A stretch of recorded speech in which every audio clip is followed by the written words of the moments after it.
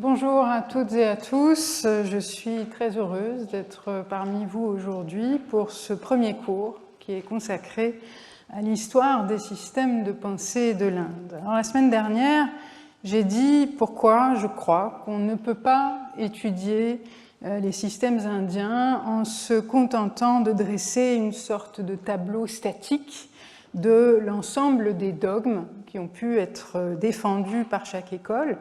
Pourquoi? Parce que ces systèmes en constante rivalité se sont développés, élaborés dans un dialogue des uns avec les autres et des uns contre les autres.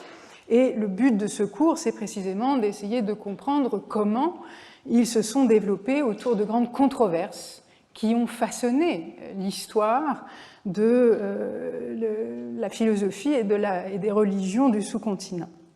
Alors pour commencer la série de ces cours, j'ai choisi de vous parler cette année de la querelle indienne relative à ce qu'on appelle le soi. Et le soi, c'est un mot qui traduit le plus souvent le terme sanskrit Atman, sur lequel je reviendrai longuement. Nous verrons que, en fait, plusieurs grands problèmes ont été formulés en Inde à propos de ou autour de cette notion du soi. Mais enfin, la question fondamentale du soi, c'est d'abord la question « qu'est-ce qui en nous résiste au changement ? Qu'est-ce qui dure en nous, en dépit du fait que tout paraît inéluctablement soumis au changement en nous, notre corps évidemment, dont nous ne cessons de constater les modifications pour le meilleur et surtout pour le pire, et puis aussi nos relations aux autres, nos activités, nos émotions, nos convictions, nos manières de réfléchir, enfin, toutes choses qui ne cessent de fluctuer. Alors qu'est-ce qui en vous et en moi demeure le même, si bien qu'en dépit de ces constantes altérations, nous pouvons légitimement nous penser comme la même personne que nous étions hier, la même personne que nous étions il y a 20 ans et la même personne que nous serons demain. Ce qui dure en nous et ce qui, parce que ça constitue notre essence, nous permet de demeurer nous-mêmes, eh bien, c'est précisément ce que les penseurs indiens appellent le soi. Mais évidemment, lui donner un nom, ce n'est pas le définir, encore moins l'expliquer ou prouver son existence. Le soi, c'est d'abord une question. C'est la question de notre identité. Qui sommes-nous réellement ? Mais c'est aussi celle de la subjectivité, parce que nous avons tendance à considérer spontanément que c'est le mot « je » qui désigne ce qui dure en nous et ce qui constitue notre essence véritable. Mais que dit vraiment ce mot « je » ? Et qu'est-ce que c'est que de dire et de penser « je » en se posant comme un sujet capable de penser des objets qui, eux, ne sont pas capables à leur tour de se poser comme des sujets et de se penser sous la forme du je. Et puis, ce questionnement sur le soi est bien entendu un questionnement sur le rapport entre identité et subjectivité. Est-ce que être soi, c'est simplement être capable de parler et de penser à la première personne? Est-ce que notre identité se résume à notre égoïté, ou bien est-ce que notre conviction d'être un je ou un moi, ça n'est pas ce qui cache en réalité notre véritable essence, ce n'est pas ce qui nous empêche de la saisir? Est-ce que le moi ou l'ego n'est pas le masque derrière lequel se cache le soi? Et comment se cache-t-on des choses à soi-même? Et comment en particulier peut-on ignorer ce qu'on est soi-même? Alors à m'entendre évoquer toutes ces questions qui sont profondément indiennes, je suppose que vous vous dites qu'en fait ce questionnement sur le soi n'a rien de bien particulièrement indien, parce que si vous avez suivi même distraitement autrefois un cours de classe, pour classe terminale au lycée, et même si vos souvenirs sont un peu lointains, vous savez que les interrogations que je viens d'évoquer ont aussi été formulées en Occident, des Grecs jusqu'à nous. Vous savez qu'en Occident aussi, on s'est étonné de ne pas savoir clairement définir ce qui est pourtant le plus familier en nous. En Occident aussi, on a présenté l'entreprise philosophique comme un effort pour se connaître soi-même. On a trouvé que je est un autre, on a soupçonné qu'il n'est qu'une construction ou une projection qui cache autre chose. Le soi, en Occident comme en Inde, est manifestement un illustre inconnu. Il va donc vous sauter aux yeux, en tout cas je l'espère, que la philosophie indienne a très souvent eu les mêmes objets que l'occidentale et qu'il y a des thèmes foncièrement universels à cet égard. Il y a des choses au sujet desquelles les êtres humains ne peuvent pas s'empêcher de s'interroger, d'où qu'ils viennent et quelle que soit l'époque à laquelle ils vivent. Et le soi est certainement l'une de ces choses. Si vous connaissez un tant soit peu l'histoire de la philosophie occidentale, donc vous ne manquerez pas de trouver la controverse dont il va être question ici, très familière à certains égards, et pourtant je crois que vous la trouverez aussi très dépaysante, parce que en Inde et en Occident, on n'a pas eu tout à fait la même manière de formuler les questions à l'égard de ce thème universel, et ces questions qui ont été énoncées un peu différemment ont permis l'élaboration de réponses elles-mêmes singulières et originales, des réponses qui sont proprement indiennes. Alors le soi est l'un des rares thèmes de la philosophie indienne qui bénéficie d'une bibliographie abondante. Elle n'est pas du tout exhaustive, celle que vous voyez ici. C'est même peut-être le thème qui a fait l'objet du plus grand nombre d'études. Alors, si le soi est une telle tarte à la crème, pourquoi commencer par là l'exploration des systèmes philosophiques indiens? Pourquoi revenir à une notion déjà bien défrichée par les historiens quand tant d'autres controverses méritent notre attention parce qu'elles n'ont pas encore fait l'objet d'une étude d'ensemble? Je crois qu'il y a plusieurs bonnes raisons de commencer par là notre exploration. D'abord, la querelle sur le soi est certainement caractéristique de la démarche philosophique indienne en ce qu'elle est inséparable d'une attention soutenue au phénomène de conscience. Et cette controverse permet de mesurer d'emblée, je crois, la dimension profondément phénoménologique de cette démarche philosophique indienne, c'est-à-dire le fait que les penseurs indiens s'efforcent d'observer et d'analyser de façon systématique les manières qu'a la conscience de se présenter à elle-même. Alors ce souci phénoménologique, associé à cette démarche foncièrement introspective, en ce qu'elle cherche à découvrir la nature du soi, a souvent été compris comme conduisant inévitablement à une forme d'idéalisme radical, c'est-à-dire à l'idée selon laquelle, en fait, l'univers entier n'existe qu'à l'intérieur de la conscience, un peu comme la conscience d'un rêveur qui se manifeste comme un monde d'objets et de sujets distincts du rêveur et existant hors de lui, alors qu'en fait ce monde rêvé n'est rien d'autre que la conscience même du rêveur. Cette idée que le caractère phénoménologique et introspectif de la pensée indienne est inséparable de l'idéalisme est très répandue dans les introductions à la philosophie indienne, par exemple dans l'introduction que vous voyez là à une célèbre anthologie de Radhakrishnan et Moore. Et il est vrai que l'Inde a inventé non pas un, mais plusieurs systèmes qui sont profondément idéalistes, au sens où ils proclament que l'univers n'existe pas hors de la conscience.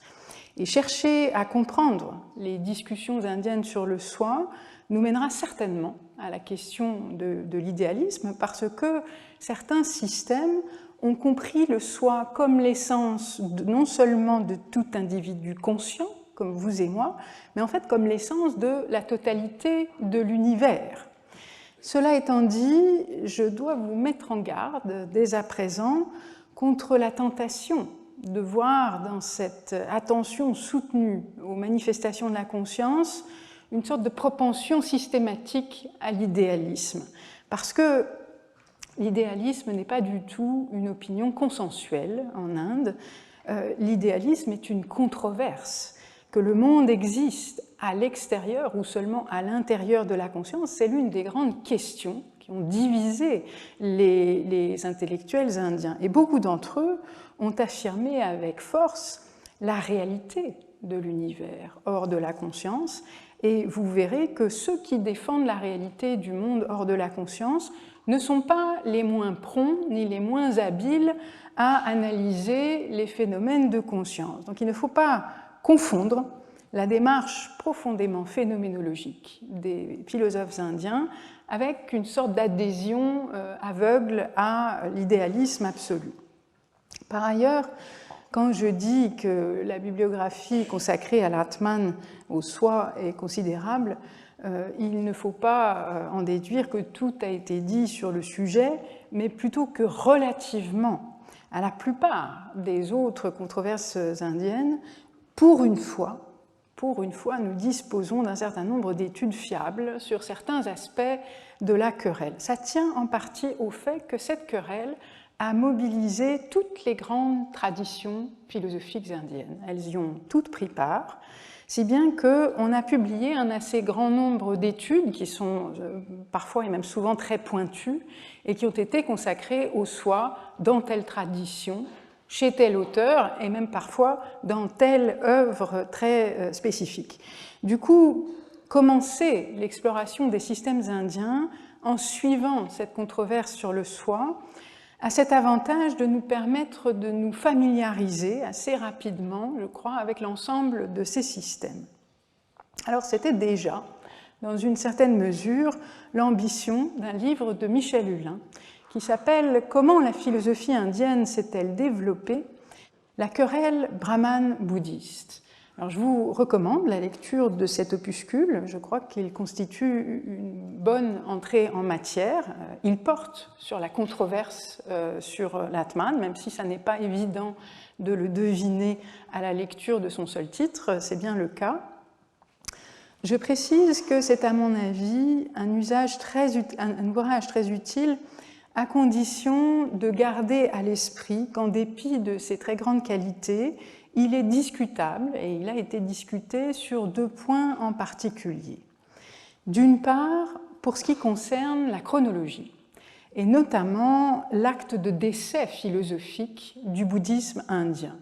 Michel Hulin affirme que l'œuvre du bouddhiste Shantarakshita, qui a été composée au 8e siècle de notre ère, est le véritable chant du cygne du bouddhisme philosophique en terre indienne.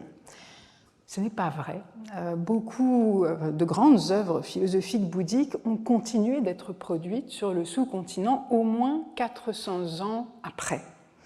D'autre part, le livre de Michel Hulin donne un bon aperçu de la richesse des débats qui ont opposé les partisans et les détracteurs du soi, entendu comme quelque chose qui dure en nous en Inde. Mais, comme je l'ai déjà signalé la semaine dernière, il faut se méfier d'une vision très binaire, d'une vision très duelle qu'on a trop souvent de ces débats. Or, cette vision binaire, elle est déjà évidente dans le sous-titre du livre, la querelle brahmane-bouddhiste, et elle ne se dément pas au-delà de la couverture. Alors, cette dualité, je le mentionnais au cours de la leçon inaugurale, imprégnait déjà la très belle présentation par Madeleine Biardot dans les années 60 du mouvement dialectique de la pensée indienne, et je crois qu'il faut chercher à la nuancer fortement. Michel Hulin a certes raison de montrer l'importance cruciale de l'opposition entre des penseurs brahmaniques, dont nous allons voir qu'ils sont profondément attachés à l'idée du soi, à l'idée de quelque chose qui dure en nous, et puis penseurs bouddhiques qui vont récuser cette idée parce qu'ils pensent que rien ne dure. Mais la querelle du soi ne s'est pas réduite à un affrontement entre deux camps, l'un bouddhique et l'autre brahmanique, parce que alors il faut certes s'entendre sur ce qu'on appelle au juste le brahmanisme, et je reviendrai dans un instant sur cette question terminologique épineuse, mais quoi qu'il en soit, du côté des partisans du soi, en fait, on a une très grande diversité d'écoles qui ont des manières remarquablement différentes et souvent incompatibles de comprendre ce qu'est le soi. Et ces écoles se reconnaissent dans des traditions religieuses différentes. Alors certaines d'entre elles peuvent être dites brahmaniques, mais pour beaucoup d'autres, le lien avec le brahmanisme est, disons, au moins beaucoup plus lâche, beaucoup plus distant. Je crois donc qu'il importe de revenir sur cette querelle qui est fondamentale pour l'histoire de la pensée philosophique en Inde, en essayant de comprendre davantage la multiplicité des points de vue de ceux qui y ont pris part. Alors le problème, quand on aborde pour la première fois cette multiplicité de points de vue, c'est qu'il faut bien reconnaître qu'elle s'offre d'abord à nous sous la forme d'une jungle inextricable d'écoles différentes, et ce n'est pas facile du tout de s'y retrouver. Alors essayons d'abord de comprendre selon quel grand parti pris sotériologique s'organisent les différentes écoles. Il y a dans l'Inde ancienne et médiévale des courants qui sont décrits aujourd'hui comme étant hindous ou brahmaniques. Et je vais revenir dans un instant sur ces étiquettes dont je vais contester la pertinence pour plusieurs raisons. Mais quel que soit le nom générique qu'on donne à ces mouvements, et en dépit du fait qu'ils ont les uns avec les autres des divergences très profondes, ils ont en commun d'admettre le principe fondamental suivant: le salut passe par la connaissance du soi. Parce que, selon ces courants, il y a de la souffrance. Il y a une souffrance qui est existentielle. Vivre dans le monde, c'est éprouver une souffrance qui est liée à la nature même de l'existence humaine et à sa finitude. Mais cette souffrance, qui est en quelque sorte toujours déjà donnée avec l'existence, n'est pas inexorable. On peut y mettre fin si on met fin à sa cause. Alors pourquoi souffrons-nous donc? Eh bien, selon ces systèmes, nous souffrons parce que nous nous méprenons sur ce que nous sommes réellement.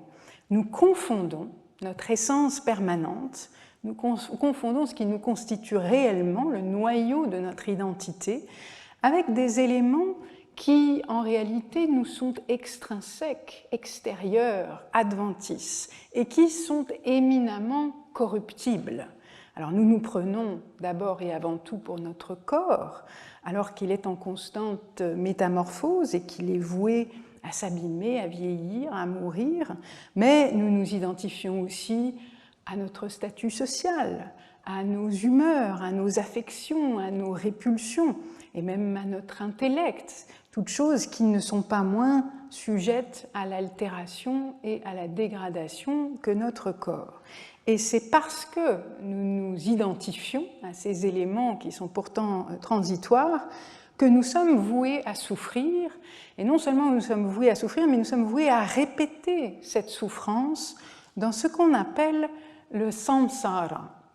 Alors ce mot de samsara désigne le cycle de la transmigration, le cycle des renaissances, mais évidemment c'est aussi le cycle des re-souffrances et des re-morts. Et la croyance en l'existence de ce cycle perpétuel va se répandre sur le sous-continent. Alors la date fait l'objet d'un débat, mais en gros à partir du milieu du premier millénaire avant notre ère environ, même si certaines traditions vont admettre ce principe et s'y intéresser beaucoup plus tardivement que d'autres. Et le samsara, le cycle transmigratoire, est compris comme étant sans commencement, mais pas nécessairement sans fin. On peut s'en échapper. Et les différents courants qui s'efforcent de s'en extraire vont proposer des méthodes très différentes pour y parvenir. Alors certains pensent que pour ça, il faut attendre de mourir.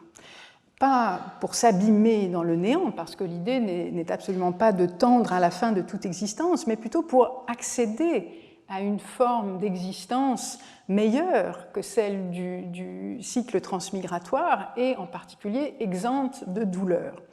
Et puis d'autres pensent qu'on peut se libérer de la douleur en cette vie même et qu'on n'a pas besoin d'attendre la mort pour ça. Mais tous ces mouvements ont en commun de considérer que se libérer de la douleur existentielle et se libérer du samsara, c'est d'abord et avant tout acquérir la conscience claire et pleine de ce qu'est le soi et de ce qu'il n'est pas, et cesser de les confondre. Le bouddhisme, quant à lui, est certes convaincu qu'il y a une douleur existentielle, c'est même ce qu'on appelle la première vérité sainte du bouddhisme, tout est douleur, sarvam dukkham. Mais selon le bouddhisme, la racine de la douleur, ce n'est pas le fait que nous confondrions notre soi avec ce qu'il n'est pas, c'est au contraire notre croyance même en l'existence de quelque chose comme un soi. Si nous souffrons et si nous répétons constamment cette souffrance en transmigrant, c'est parce que nous nous berçons de l'illusion qu'il existe en nous quelque chose d'immuable, quelque chose qui serait davantage nous-mêmes que nos états transitoires. Selon les bouddhistes, nous nous accrochons à l'idée d'un je et d'un mien, un et permanent, au lieu de reconnaître que rien ne dure, pas même ce nous que nous tentons vainement et douloureusement de figer en une essence immuable. Par conséquent, du point de vue bouddhique, la seule voie de libération sensée consiste à mettre en œuvre ce qu'on appelle l'antidote au poison de la croyance au soi, et cet antidote consiste à cultiver en toutes circonstances l'idée de l'impermanence universelle et de ce qu'on appelle le nairatmya. Nairatmya, c'est un substantif abstrait sanskrit qui est formé sur l'adjectif niratman. Niratman, ça veut dire qui est sans atman, qui est sans soi. Et donc le nairatmya, c'est le fait d'être sans soi, littéralement, qu'on traduit parfois par l'insubstantialité. Alors voilà donc la ligne de partage fondamentale, celle qui, dans cette controverse, va opposer le bouddhisme à presque toutes les autres grandes traditions philosophiques indiennes. Et maintenant que nous avons tracé cette ligne de partage fondamentale, il faut très vite compliquer ce schéma qui est beaucoup trop simple pour correspondre à la réalité, parce que, comme vous le savez, la réalité se laisse rarement enfermer dans de jolis schémas. Parce que, pour commencer, dans le bloc des partisans du soi, à gauche de l'écran, les choses ne sont pas aussi simples que je viens de le dire. Alors commençons par examiner qui se trouve là, au premier millénaire de notre ère. En répondant à cette question, je vais faire exactement tout ce que j'ai promis de ne pas faire, à savoir un tableau statique des différentes positions doctrinales. Alors ce n'est pas le but de ce cours, parce que nous allons apprendre progressivement à connaître les différentes écoles au fil des controverses auxquelles nous nous intéresserons, et nous allons le faire par la voix des auteurs indiens eux-mêmes. Mais pour pouvoir nous lancer dans cette aventure, je crois qu'il est quand même utile de vous donner aujourd'hui une sorte de boîte à outils terminologique minimale et de dire quelques mots préliminaires sur chacun de ces mouvements. Alors évidemment, il va y avoir un effet pénible d'accumulation de termes de la langue sanscrite que pour beaucoup d'entre vous, vous ne connaissez sans doute pas. Je ne doute pas que ça sera très intimidant et ça risque de vous donner l'impression que vous n'y comprenez rien, mais il ne s'agit pas pour vous d'essayer de retenir d'emblée tous ces termes ou même de comprendre d'emblée exactement ce à quoi chacun d'entre eux renvoie. Il s'agit seulement de vous donner une idée de la diversité des acteurs en présence, acteurs que nous apprendrons ensuite à connaître dans les séances suivantes. Parmi les partisans du soi, il y a ce que les manuels d'introduction à la philosophie indienne vous présenteront comme les 6 systèmes. Et par ce mot de système, ces manuels traduisent en fait le terme darshana. Darshana, ça veut dire littéralement quelque chose comme la vision, le fait ou l'acte de voir. Alors les manuels vous diront qu'il y a 6 darshanas et que ce sont les 6 systèmes de l'hindouisme ou du brahmanisme. Et ici, il me faut faire une série de mises en garde. D'abord, sur cette notion de darshana, parce qu'on vous explique dans beaucoup de livres d'introduction à la philosophie ou même aux religions de l'Inde que les darshanas sont différentes visions du monde ou différentes perspectives sur le monde qui, quand elles sont prises ensemble, constituent collectivement la pensée hindoue ou brahmanique. On vous dit que ces systèmes, ces visions du monde se complètent mutuellement et qu'elles forment un tout harmonieux, et on vous dit qu'elles ont paisiblement coexisté pendant des millénaires. Tout ceci est extrêmement problématique. Il est vrai qu'on trouve dans divers textes médiévaux des listes de darshanas dès le 8e siècle au moins, mais leur nombre et l'identité des systèmes retenus dans ces listes ont énormément varié. Et en fait, la classification qu'on vous présente aujourd'hui comme canonique dans tous ces manuels ne remonte pas au-delà du XIIIe ou du XIVe siècle, et elle ne s'est sans doute pas imposée avant le XVIe et peut-être même le XVIIe siècle. Il faut donc se méfier de cette liste qui est très tardive, et il faut se garder d'y voir des éléments qui constitueraient un tout homogène.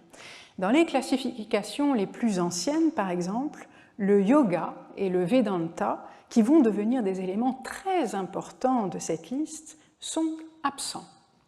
Par ailleurs, ces listes anciennes comprennent souvent le bouddhisme et le jainisme, 2 religions qui, en fait, se sont directement opposées au brahmanisme, ce qui montre bien que ces darshanas n'étaient pas compris comme appartenant à une même religion, qui serait le brahmanisme ou l'hindouisme.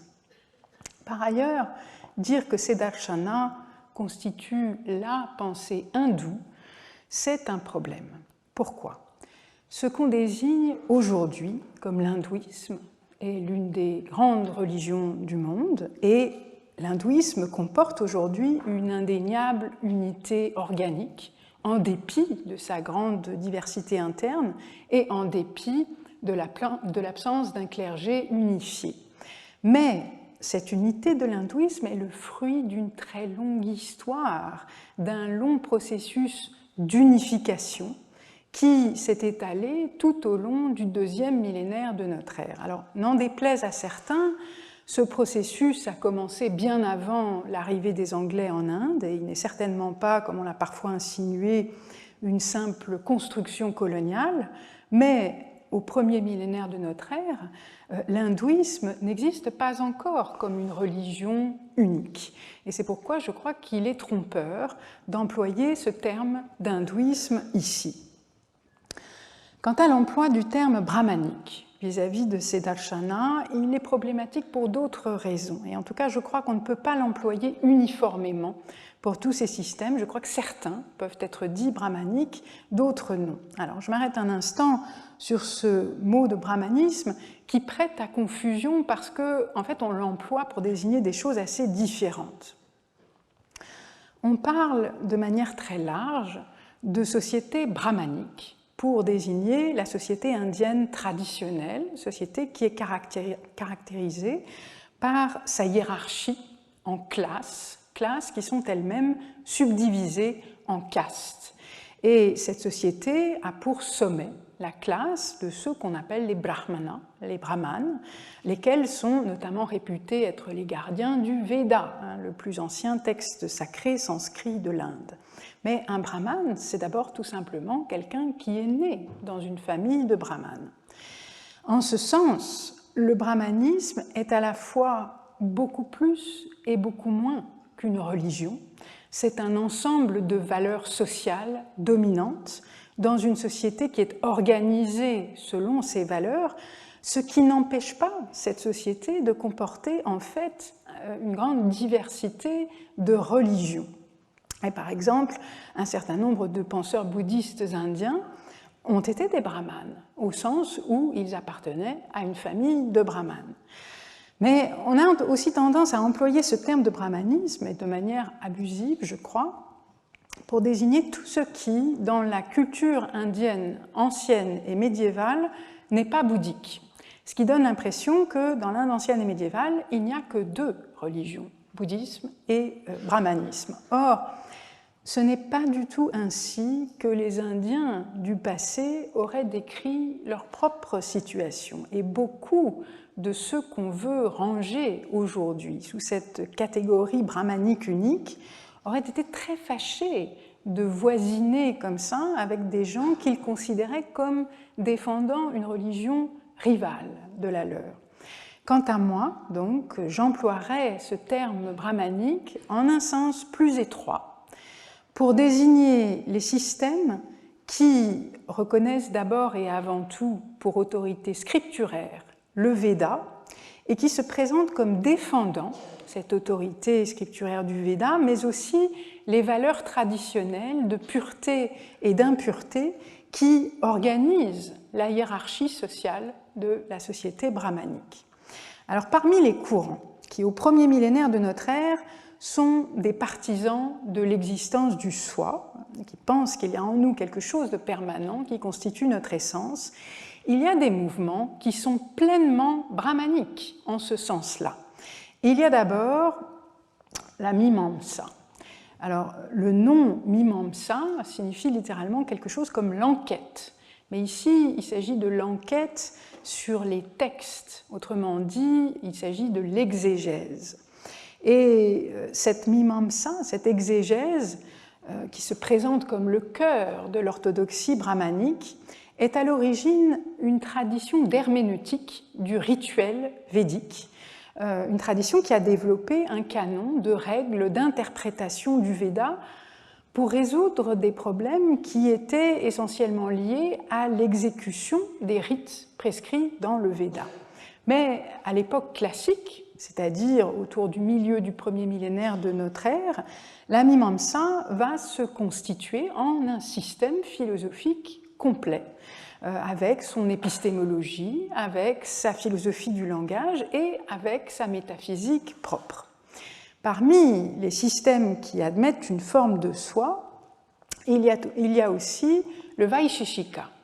Alors ce nom de Vaisheshika peut signifier quelque chose comme ce qui distingue, ce qui discerne. On a longtemps présenté, notamment sous l'impulsion de l'indianiste autrichien Frau Wallner, ce Vaisheshika comme une sorte de proto-science physique, comme une sorte de science naturelle qui aurait été complètement détachée de toute considération sotériologique, religieuse, métaphysique. Et il est vrai que le Vaisheshika se préoccupe d'abord de classer, de diviser la totalité de l'étang en catégories ontologiques fondamentales, et il est célèbre en particulier pour son atomisme réaliste. Autrement dit, le Vaisheshika défend, et il n'est pas le seul, l'idée selon laquelle le monde perçu est réel et il est constitué de particules élémentaires. Cela étant dit, Madeleine Biardot, Wilhelm Halbfass, Jan Huben et d'autres encore ont montré que en fait, le Vaisheshika est profondément brahmanique. Il défend l'autorité du Veda et il a, dès ses débuts, une véritable ambition sotériologique. Il se préoccupe du salut et pas seulement de décrire et de comprendre le monde. Parmi les mouvements brahmaniques, il y a encore ce qu'on appelle le Nyaya. Alors, le nom Nyaya signifie plusieurs choses, mais notamment le raisonnement. Et de fait, le Nyaya s'intéresse d'abord à des questions qui ont trait aux techniques du débat, à la logique et à la théorie de la connaissance, avec une importance particulière accordée à ce qu'on appelle les pramana, c'est-à-dire les moyens de connaissance valides, et nous reviendrons longuement sur ces moyens de connaissance valides. Mais les intérêts du Nyaya, là encore, ne sont pas seulement épistémologiques. Le Nyaya a pris part à toutes les grandes controverses philosophiques indiennes et il est aussi très préoccupé de la question du salut. D'ailleurs, ce Nyaya a beaucoup en commun avec le Vaisheshika, avec qui il entretient une histoire complexe et avec lequel il est intimement associé. Il y a également, parmi les systèmes, les darshanas, qui admettent le soi, une tradition qu'on appelle le Vedanta. Le terme Vedanta signifie littéralement la fin, F-I-N, anta, du Veda. Et donc, ça désigne la partie ultime, la partie dernière du corpus du Veda, partie qui est constituée par des textes anciens qu'on appelle les Upanishads, et c'est aux Upanishads que nous consacrerons la séance de la semaine prochaine. Pourtant, le Vedanta, ça n'est pas le système élaboré par les auteurs des Upanishads. Le Vedanta, c'est bien plutôt une tradition postérieure d'interprétation des Upanishads qui s'efforce de systématiser leur enseignement. Et cette systématisation procède en lisant dans ces Upanishads une sorte de réduction de l'ensemble des phénomènes, avec toute leur multiplicité, leur diversité, leur variété, à une réalité unique, qui est appelée le Brahman, et qui va être identifiée au soi, à l'Atman, mais alors au sens d'un soi universel. Le Vedanta a donc une forte tendance moniste, mais il n'en a pas moins pris des formes diverses, et d'un certain point de vue, toute l'histoire du Vedanta, c'est l'histoire de la question de la réalité qu'on peut encore concéder à la différence phénoménale, à la variété phénoménale, à partir du moment où on accepte que la totalité du réel doit pouvoir se réduire à un principe unique. Alors à l'intérieur du Vedanta, certains courants, dont le célèbre Advaita Vedanta, l'Advaita de la non-dualité, se sont efforcés de réduire à son degré zéro ce statut ontologique de la différence, alors que d'autres courants qui se réclamaient du Vedanta ont essayé de lui concéder quand même un certain degré de réalité. Alors on vous dira, dans les manuels d'introduction, que le Vedanta est d'emblée parfaitement brahmanique.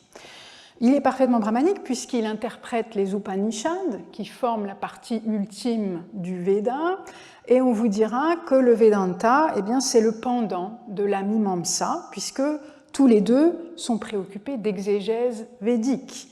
On vous dira que le Vedanta, c'est en fait une Mimamsa postérieure, par distinction d'avec la Mimamsa proprement dite, qui est alors présentée comme une Mimamsa antérieure. Et l'idée, c'est que la Mimamsa antérieure se préoccuperait de l'exégèse de la partie du corpus védique qui est relative aux rites, donc essentiellement les textes qu'on appelle les brahmanas, tandis que le Vedanta, lui, s'attacherait à la portion ultime du corpus védique qui se concentre sur la connaissance, c'est-à-dire les Upanishads. Johannes Bronkhorst a cependant montré que cette distinction entre Mimamsa antérieure et postérieure est sans doute très tardive. Elle semble apparaître quelque part entre le Xe et le XIIe siècle de notre ère. Et en fait, la Mimamsa est centrée sur le rituel autour duquel s'organise l'orthodoxie brahmanique, alors que le Vedanta, lui, a été développé dans des milieux d'ascètes qui s'étaient placés à la marge de la société brahmanique, qui renonçaient à cette société brahmanique, qui se méfiait du rite et qui lui préférait une forme de gnose, une quête fondée sur des expériences de conscience, si vous voulez. Et les relations historiques complexes de ces deux mouvements-là sont encore très débattues. Est-ce que, à l'origine, on a une seule tradition brahmanique qui en est venue à se diviser comme ça en Mimamsa et Vedanta, ou bien est-ce que le Vedanta aurait été à l'origine une tradition complètement étrangère au brahmanisme et qui serait venue se greffer progressivement sur le brahmanisme? Quoi qu'il en soit, le Vedanta n'a pris une véritable importance sur la scène philosophique que tardivement par rapport à la plupart des autres grands courants. Et ce n'est qu'au cours du deuxième millénaire que le Vedanta en est venu petit à petit à dominer la totalité du paysage philosophique indien, au point que certaines introductions à la philosophie indienne vous le présenteront comme le paradigme et le sommet tout à la fois de la pensée indienne. En fait, cette hégémonie du Vedanta est très tardive et jusqu'à la fin du premier millénaire au moins, sa contribution aux grandes controverses philosophiques de l'Inde, et en particulier à celle sur le soi, reste relativement marginale. Non pas que les Védantines, les représentants du Vedanta, ne s'en préoccupent pas, au contraire, ils se passionnent pour cette question du soi, mais, et c'est très frappant, la plupart des écoles rivales du Vedanta ne leur accordent pas ou peu d'attention.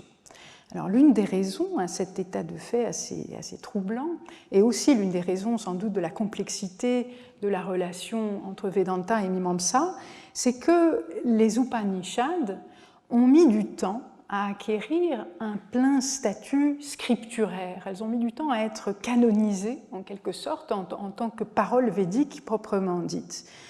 Hugo David a montré comment, jusqu'au 7e siècle de notre ère, les Upanishads sont certes étudiés et révérés, mais du point de vue brahmanique, la parole védique, qui constitue l'écriture proprement dite, est définie comme injonction à effectuer des rites, donc injonction à agir, alors que les Upanishads se présentent comme décrivant le réel et non pas comme enjoignant à l'action.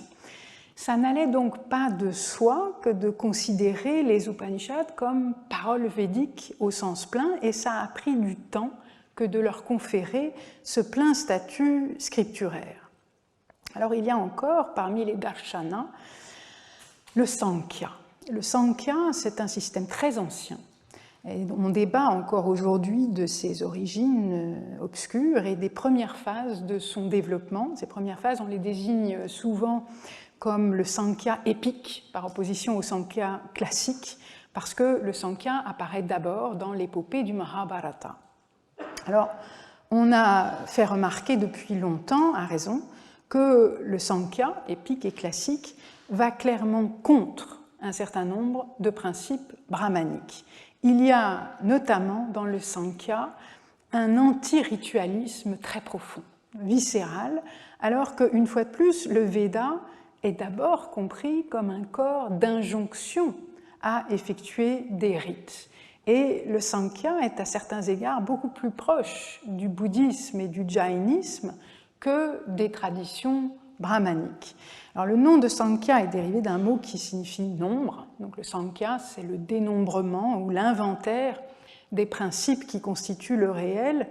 Et sous sa forme classique, le Sankhya est un dualisme tranché qui distingue d'un côté la conscience, qui est appelée le plus souvent la personne, Purusha, c'est un mot qui est souvent un équivalent pour le soi, pour l'Atman, et cette conscience est conçue comme exclusivement contemplative et parfaitement inactive, et elle est opposée à la nature, Prakriti, qui, elle, est parfaitement inconsciente et comprise comme une matière en constante évolution, en constante transformation et donc perpétuellement active.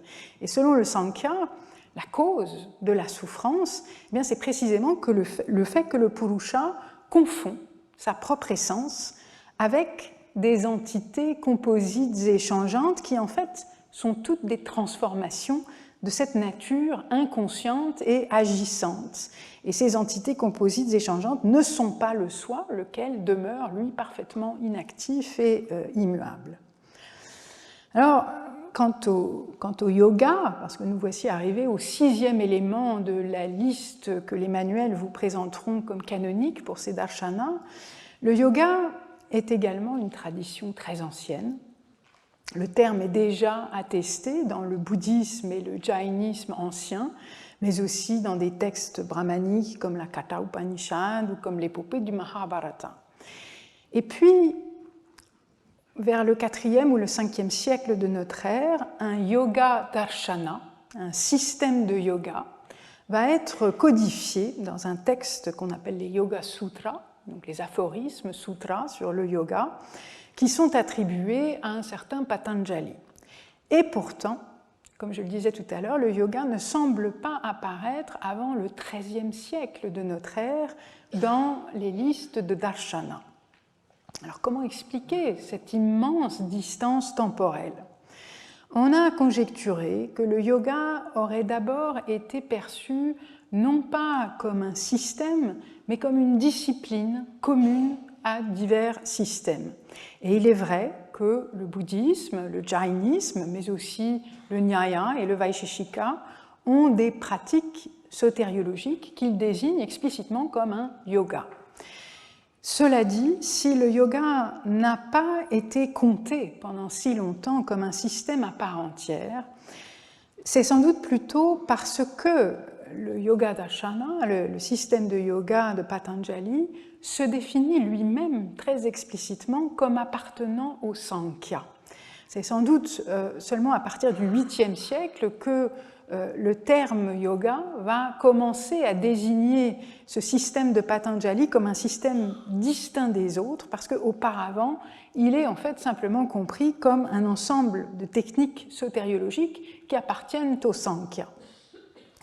Alors vous le voyez, certains de ces courants sont pleinement brahmaniques, notamment Mimamsa, Nyaya, Vaisheshika.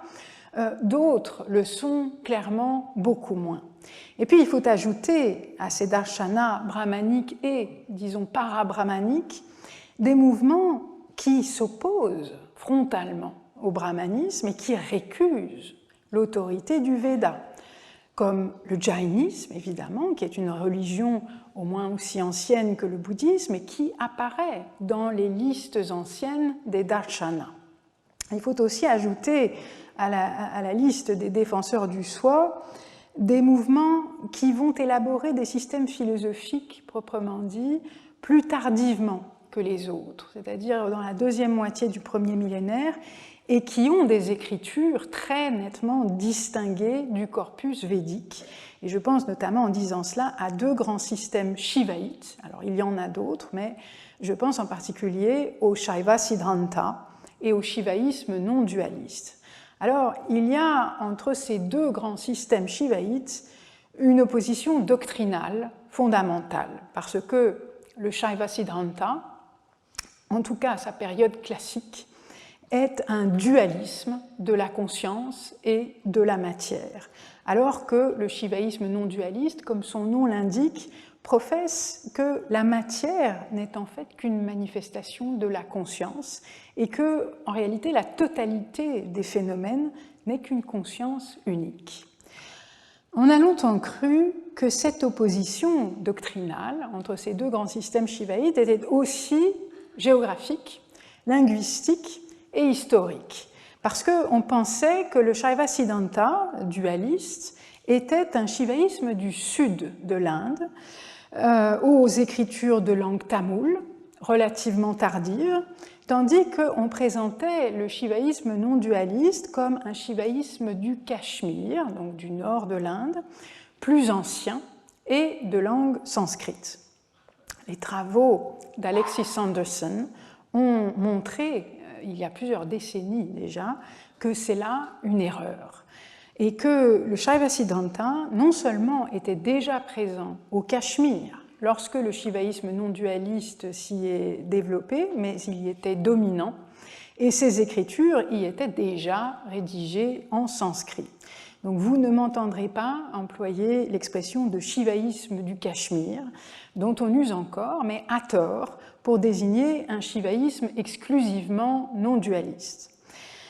Alors ces deux formes de shivaïsme n'ont pas du tout le même rapport à l'orthodoxie brahmanique, parce que, à mains égards, le Shaiva Siddhanta se présente comme parfaitement compatible avec les valeurs brahmaniques et comme les prolongeant d'une certaine manière, tandis que le shivaïsme non dualiste revendique souvent ouvertement une sorte de renversement systématique des valeurs brahmaniques, et ses auteurs rejettent souvent explicitement l'autorité du Veda. Alors le tableau que je viens de dresser là n'est pas exhaustif, évidemment, mais enfin vous voyez que dans la controverse sur le soi, le bouddhisme est presque seul contre tous dans sa lutte contre l'idée d'un soi, à l'exception tout de même des Charvaka ou des Lokayata. Les Charvaka sont des matérialistes, selon qui la conscience n'est qu'une transformation transitoire de la matière et rien ne subsiste au-delà de cette transformation après la mort. Alors nous reviendrons dans les semaines qui viennent sur ce qui sépare le bouddhisme de ces matérialistes, parce que, en dépit de leur critique commune du soi, ils ont de très profondes divergences. Mais en tout cas, vous voyez qu'on ne peut pas réduire cette discussion à un affrontement entre bouddhistes et brahmanes, et du côté des partisans du soi, le rapport au brahmanisme varie énormément d'une école à l'autre, et on a une véritable pluralité religieuse. Il y a d'ailleurs d'autres différences très importantes à l'intérieur du camp des partisans du soi. Par exemple, certains défendent une pluralité de soi, pour chaque individu conscient, comme vous et moi, tandis que pour ceux qui vont professer un non-dualisme fort, comme l'Advaita Vedanta ou le shivaïsme non-dualiste, en fait, il n'y a qu'un seul soi pour la totalité de l'univers. Les divergences s'étendent aussi à la manière dont on va concevoir le rapport du soi à l'espace. Est-ce que le soi, c'est une sorte d'entité minuscule qui voyage à l'intérieur du corps? Est-ce qu'il est coextensif au corps qui l'anime? Ou bien est-ce que le soi se trouve partout dans l'univers? Et puis surtout, ces courants ont des manières très différentes de comprendre la relation que le soi entretient avec l'action. Et de ce point de vue, il y a comme une nouvelle ligne de fracture, parce qu'il y a un groupe de partisans du soi qui tient pour acquis que le soi, c'est ce qui n'agit pas. Pour le Sankhya, le yoga et le jainisme ancien en particulier, pour pouvoir se libérer, eh bien, il faut avant tout cesser d'agir. Pourquoi? À cause du principe dit de la rétribution karmique. Alors, karmique, c'est un adjectif francisé qui est formé sur le substantif sanskrit karman. Et karman, ça veut dire tout simplement l'acte ou l'action.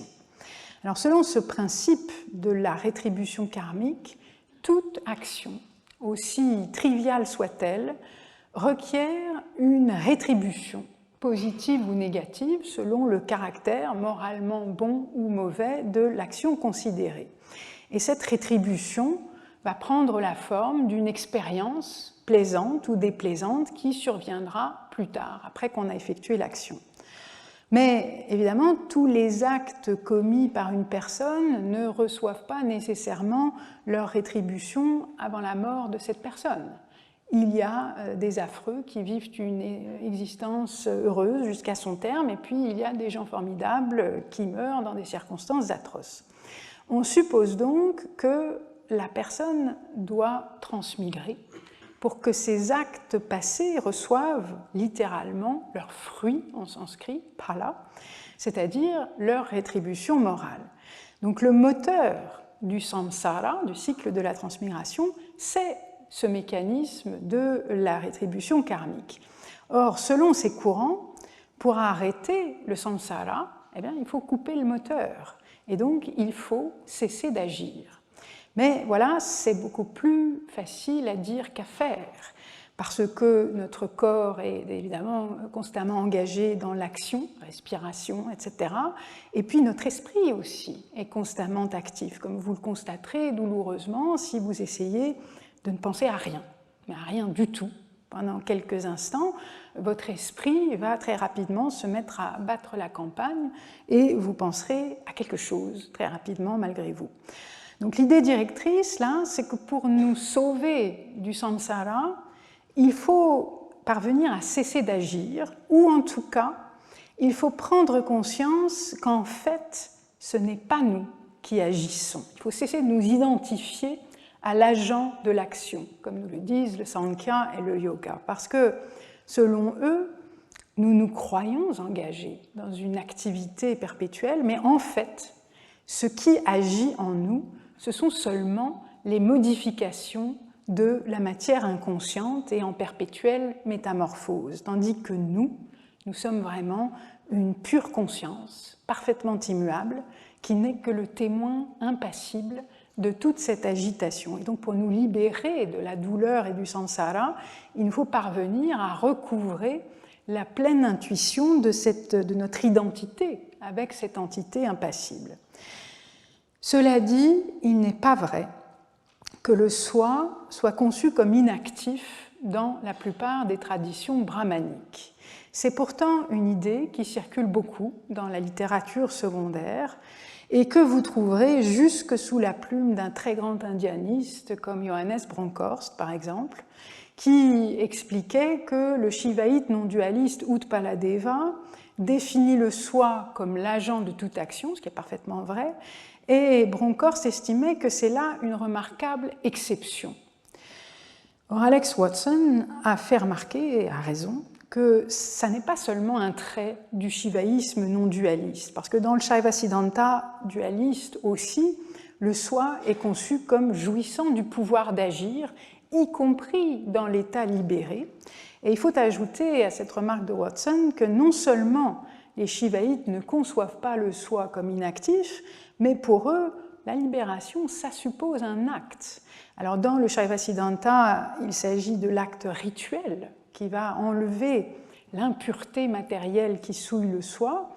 Et dans le shivaïsme non-dualiste, ce qui va libérer le soi, c'est certes un événement qui est de nature purement consciente, mais c'est un événement qui n'en est pas moins décrit comme un acte subtil qui est l'essence de toute action mondaine, à savoir la prise de conscience par laquelle le soi va activement se saisir lui-même, s'appréhender lui-même et prendre la mesure de sa liberté totale d'agir. Donc dans les systèmes shivaïtes, il n'est pas question d'un soi inactif.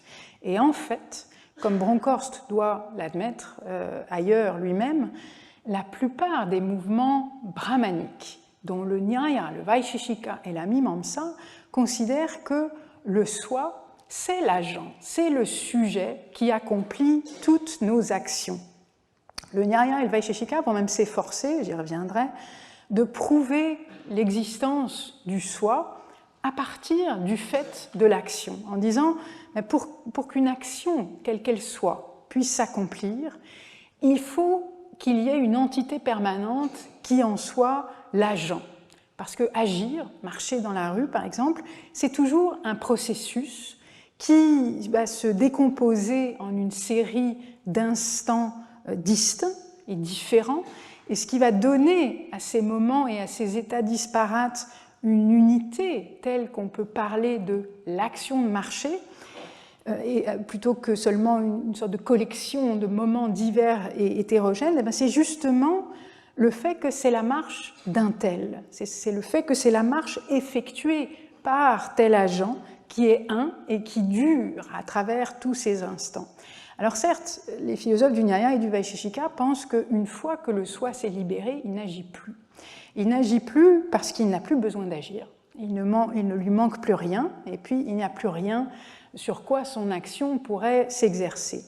Il n'empêche que, contrairement au Sankhya, le Nyaya et le Vaisheshika pensent que dès lors qu'il y a de l'action, ce qui agit en nous, eh bien, c'est le soi. Quant à la Mimamsa, je le disais, elle voit dans le Veda un ensemble d'injonctions à agir pour effectuer des rites. Et en sanskrit, ce sont les mêmes mots comme kriya et karman qui désignent l'action en général, et puis le rite, parce que le rite, eh bien, c'est l'action par excellence. Par conséquent, alors que certains courants qui sont préoccupés de couper le moteur karmique du samsara ont souligné l'insuffisance, voire la nocivité de l'activité rituelle pour le salut, les représentants de la Mimamsa, eux, ont soit ignoré totalement le problème de la libération du samsara, soit ils ont considéré qu'on peut se libérer de la douleur, en tout cas, mais, comme le dit leur adversaire bouddhiste Bhavya, on s'en libère exclusivement par le rite, en recourant au rite. Alors cela dit, il ne faudrait pas croire que la Mimamsa ne s'intéresse pas du tout à la question du soi. même si les représentants de la Mimamsa professent avant tout un ritualisme qui doit permettre une renaissance plus enviable que l'existence présente plutôt que la fin des renaissances, l'enquête sur la nature du soi est indispensable pour eux aussi. D'abord parce que les Mimamsaka ont quand même accordé une certaine place à l'idée d'une gnose libératrice, mais aussi parce que l'enquête sur le soi doit asseoir la croyance en l'efficacité rituelle du Veda. Pourquoi? Parce que, comme le dit le grand représentant de la Mimamsa, Kumarila, qui a vécu au 7e siècle, toutes les injonctions védiques sans exception doivent être abandonnées si on met en doute l'existence du soi comme entité permanente. Pourquoi? Eh bien parce que une personne commandite un sacrifice précisément parce qu'elle espère en tirer après la mort le bénéfice que lui promet le Veda, sous la forme d'un au-delà heureux. Mais si rien dans cette personne ne dure, et si donc elle a disparu quand survient l'effet promis du sacrifice, eh bien, elle ne peut jamais jouir du fruit de l'acte rituel. Donc pour la Mimamsa, l'enquête sur le soi est très importante, précisément parce que pour elle, c'est le soi qui est l'agent du sacrifice. Donc, en résumé, il ne faut pas réduire la question de la libération en Inde à une sorte de quête de l'inaction qui serait propre au soi, parce que la plupart des systèmes brahmaniques classiques voient dans le soi le fondement de l'action mondaine et même rituelle, et les systèmes shivaïtes mettent même l'action au cœur même de l'état libéré. Voilà donc pour ces remarques d'introduction un peu touffues, et je m'en excuse, mais maintenant nous allons pouvoir travailler à les débroussailler dans les semaines qui viennent, et donc je vous donne rendez-vous la semaine prochaine pour commencer à explorer les textes eux-mêmes, et en l'occurrence les Upanishads. Je vous remercie pour votre attention.